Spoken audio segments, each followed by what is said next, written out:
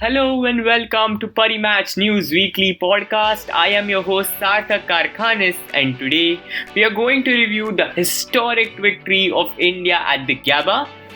Then we are going to talk about India's series versus England and how India has selected its squad for the all-important home series.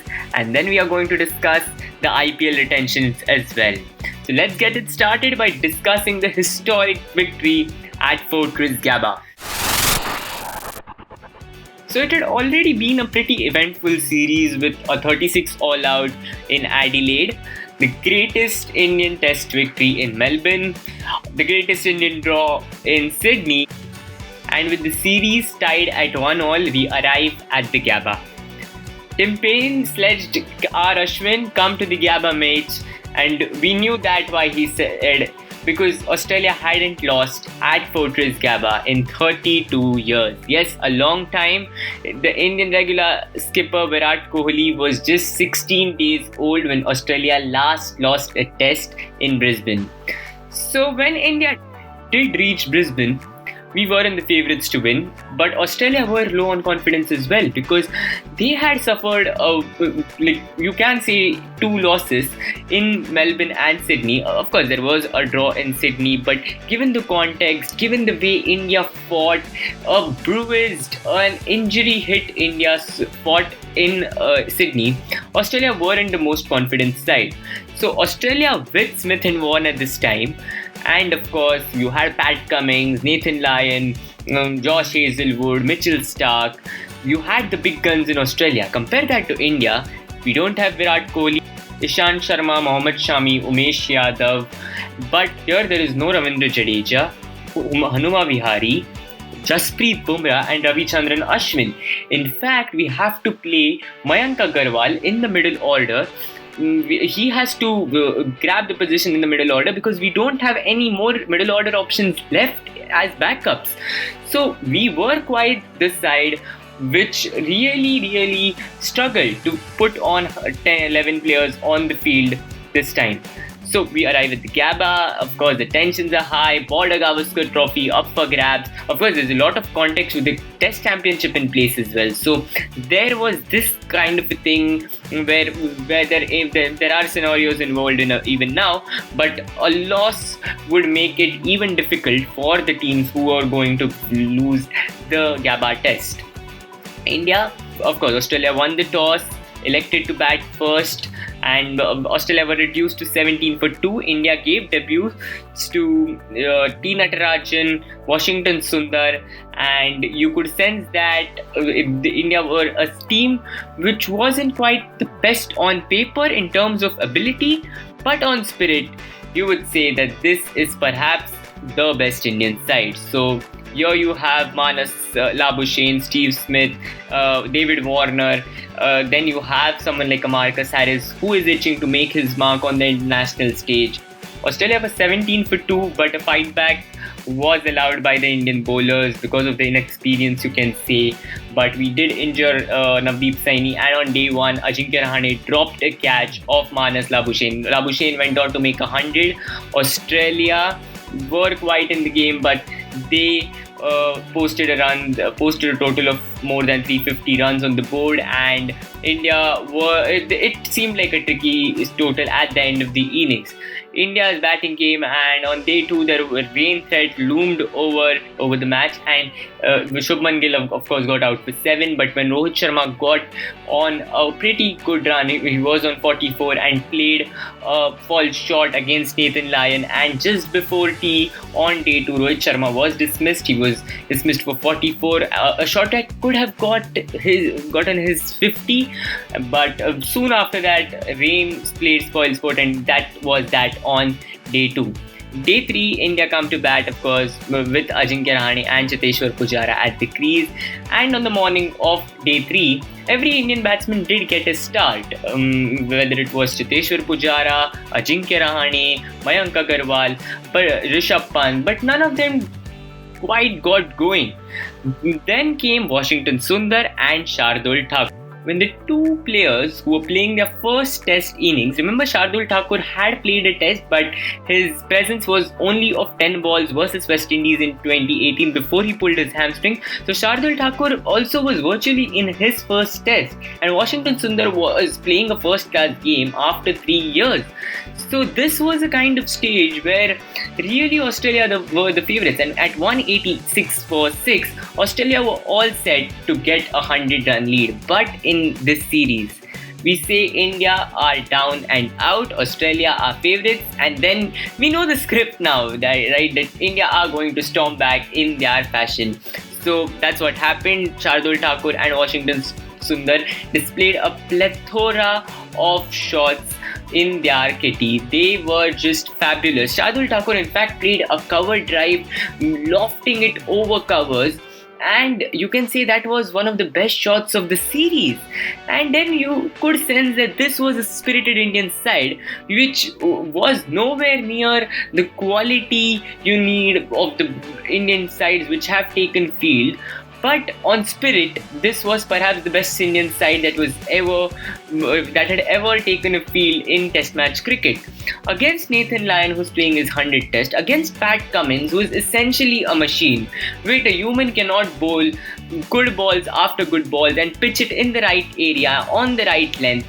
Time and time again, when the captain throws the ball, there Pat Cummins says, "Captain, I am here to take care." And you can't just do that, you can say, when you see Pat Cummins. So there was this thing with Pat Cummins, and you have someone like a Mitchell Starc, who with his left arm pace coming into the right-hander with his angle, and yet he's considered as the weakest bowler in the team. Of course, Starc isn't consistent with his line and length, but for someone of Starc's quality to be considered as the weakest bowler in the team, you know that this team is special, and Australia is special. But India came within 30 odd runs of Australia's target, and we knew that India now were in the game.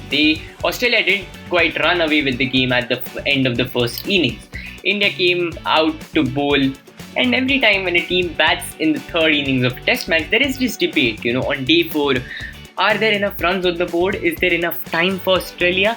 And Tim Paine was at the receiving end of this debate. So Australia did quite, at 277 runs of lead, Australia did quite have enough runs on the board, but then there was a chance of rain. So experts said that what if there is rain on day 5? So should Australia declare? And there was a rain break when Australia had a lead of say 277 runs, but Tim Paine said no. After the rain break, Tim Paine allowed his batsmen to bat for some time, and they were bowled out. Australia set India a target of 328 on a day 5 Gabba pitch.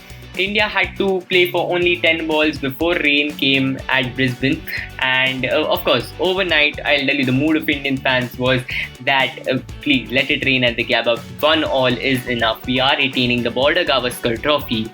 Come day 5, Shubman Gill and Chiteshwar Pujara took blows on everything, on his stomach, on his ribs, on his shoulder, on his forearm. He was just a human personification of steel in that chase, and just held firm at one end and allowed Shubman Gill to play his shots. Shubman Gill, a youngster just in his 3rd test match, short balls from Pat Cummins, Josh Hazlewood, Mitchell Starc with a leg side field.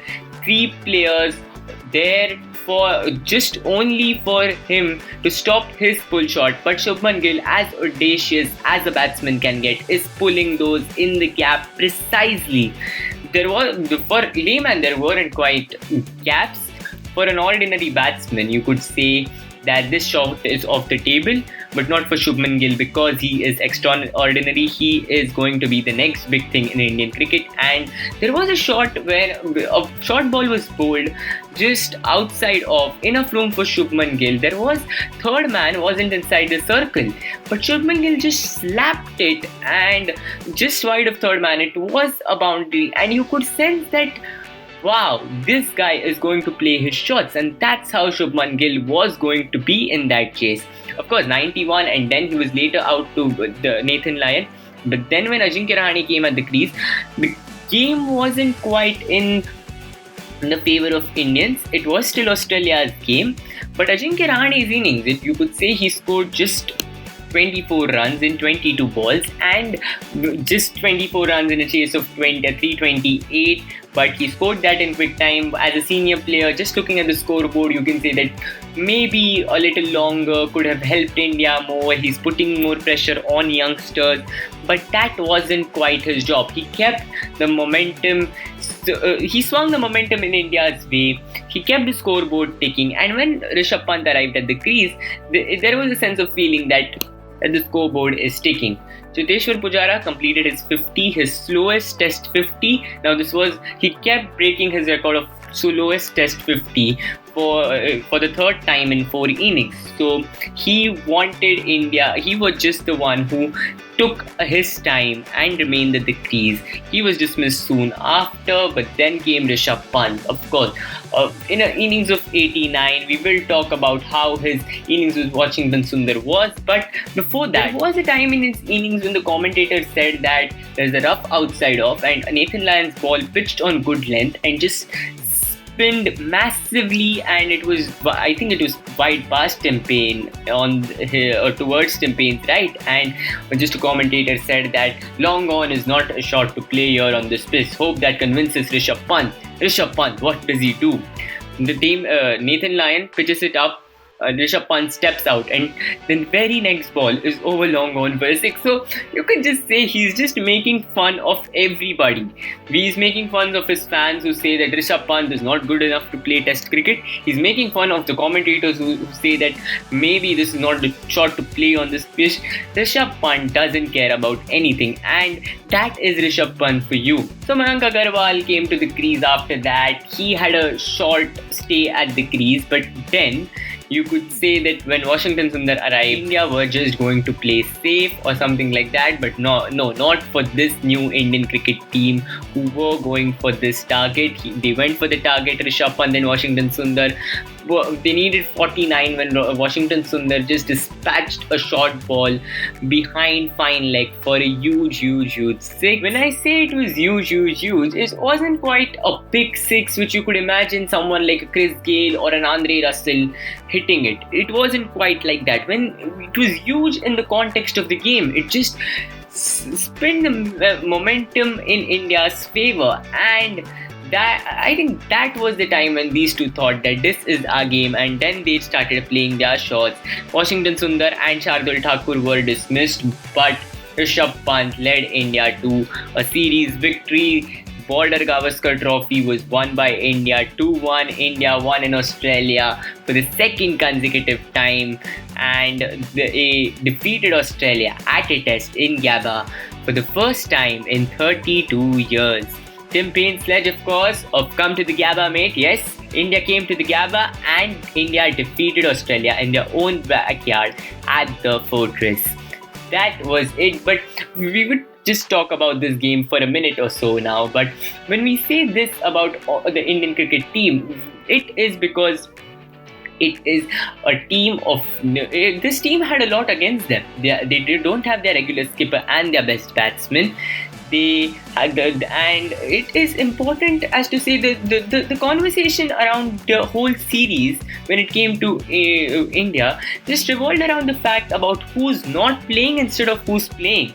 You could sense that the players who were playing in the team, of course, and who will talk about players who have just played a test, haven't played a first class game for 3 years, haven't played a test match, just came into this game as net bowlers.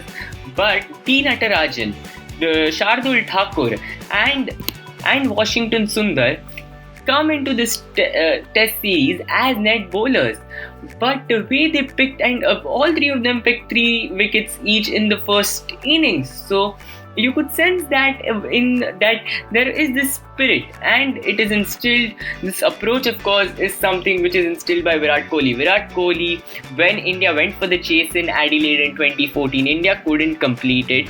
It was an agonizing loss. But then, like 6 years down the line, when you look at this, match and you say that this is what the team Virat Kohli had dreamt of and he had built that team. Ravi Shastri has instilled that attitude, and then for stand-in skipper like Ajinkya Rahane did, he just had his own sense of tranquility around this team. It was calmness. It was like Rishabh Pant said, that they just didn't say that go for the target, don't go for the target. It was just like play your natural game, and you could sense that everyone, right from Hanuma Vihari at the SCG to Rishabh Pant in both the fourth innings stages, played their natural game. Of course, we have a lot to talk about this and we will just keep talking about this, but we have a time which is assigned for this podcast, and we will now move on to India's squad which is selected for the test series in England. And we will just say that the 11 players who played the game at Gabba won't be playing a test match together again. In all probability, of course, that this is not going to happen, and T. Natarajan didn't quite find a place in the squad. All others did, but other than that, Virat Kohli, Ishant Sharma is back. Jasprit Bumrah, Ravichandran Ashwin are included in that squad. So you would sense that this is an Indian cricket team which we are familiar with and which will take the field in the first test in Chennai. Moving on from international cricket, IPL retentions were announced the very next day of the Gabba test, and there are a lot of talking points when it comes to the IPL, and we will discuss it in brief, starting with Chennai Super Kings. Chennai Super Kings, not quite the side you would expect to do a lot of activity, but they have released Kedar Jadhav, Harbhajan Singh, Piyush Chawla, Murli Vijay, clearing much of their purse and expected lines. But they have retained someone like Suresh Raina. There were rumours about a rift between the management and Raina, but those have been put to rest, we can say that. Then coming to KKR, they are also a team which hasn't done a lot of major action. The only thing which we can say is that Tom Banton, a youngster from England, has been released, and a lot of team will be looking at him when he goes under the hammer. Other than that, nothing from KKR's side. Chris Green, Harry Gurney, Nikhil Naik, Siddesh Lad have been released, so that is much unexpected lines. Then, defending champions Mumbai Indians. They have released Lasith Malinga, Nathan Coulter-Nile, James Pattinson, Mitchell McClenaghan. So Lasith Malinga has retired from fantasy cricket. The greatest IPL bowler ever will not be taking part, and his last ball was against Chennai Super Kings, the last ball of the 2019 IPL final. So you can say that he ended on a high, giving MI their fourth title. Other than that, so when you look at MI, there is a sense of thing that they always play two overseas pacers, and this has been happening for a while now. This has been their mantra of success, but they now only have Trent Bolt in their wings. So it will be interesting to see, with that kind of a budget of 15 odd crores, who would they bid for filling in their slot of that second overseas. Next team, Rajasthan Royals, have released Steven Smith, and that removes a big amount on their purse. Now 34 crores are available. They've also released O'Shane Thomas, Akash Singh, Tom Curran, Ankit Rajput. So that reserve bowlers, the reserve pace bowlers are not quite there now. So they will be looking for reserve pace bowlers when they go under the hammer. SRH also not quite big news, but they have released Billy Stanley and Fabian Allen among the big names. Fabian Allen can be a good backup pick, as well as Billy Stanley for the teams who are looking for a backup pacer. So that can be there as well. Then comes the team RCB. They always give us something to talk about, and this year is no different. So, of course, they have released much of their squad. They have released 10 players, and the big names include Umesh Yadav, Shivam Dubey, Moeen Ali, Aaron Finch, and the biggest of them all, Chris Morris. So we can discuss about them. Is that what they have done is they have released Aaron Finch, who they had given a long run, and he didn't quite perform, so you can say that maybe understandable on that front. Shivam Dubey was taking some amount on their purse, so 5.6 crores is a big amount. Umesh Yadav, the same thing goes for him, who wasn't consistent with his line and length, and the same goes for Moeen Ali, not quite. big on the budget front, but they didn't quite use him in the UAE as well. So he wasn't quite in the Hasan Katic plans in UAE, and you would say that they wouldn't like him in this team. So then, why Chris Morris? Is there a better player in the market which might go under the hammer? You can say yes, but with that budget, are you going to get him? I would say it's a big gamble, and with his death bowling and his batting in the death overs, he was a rare commodity. And are they going to get him for less than 10 crores? It is highly unlikely. So you would say that RCB, they have done a gamble, and let's see whether it pays off on the auction tape. No major releases for the runners-up of the 2020 IPL, Delhi Capitals. They released Jason Roy, Alex Carey, Sandeep Lamichhane among the big names, and they can be good backups for teams or might even make this first 11. So let's see what Delhi Capitals players who have been released can do on the auction table, but not quite a lot of bases. They don't have much bases to cover on the auction table. Now the last team, KXIP, they will have the biggest budget on the auction table. 53 crores will be there for them. They have released Glenn Maxwell, Mujibur Rahman, Sheldon Cottrell. So they've released much of their purse as well, but in spite of having a lot of money in the purse, they have KL Rahul, Chris Gale, Mayank Agarwal, Nicholas Puran, Ravi Bishnoi, Mohammad Shamid. So much of the core is settled. They have Indian young players like Sarfaraz Khan and Mandeep Singh. Prabh Simran Singh is also there. So you can say that there is much of a core is still there, and they have a big purse. So when someone like a Mitchell Starc, Chris Morris goes under the hammer, you can say that KXIP will be the side which will be saying, you know what, we have got the money in our pockets. They will spend it as well. So let's see what happens on the auction table. That's it about the roundup from the Gabba test, from the India versus England series and the IPL retentions. Next week we return for the podcast. So do join us for next week and stay tuned to Parimatch News for more weekly updates on sports.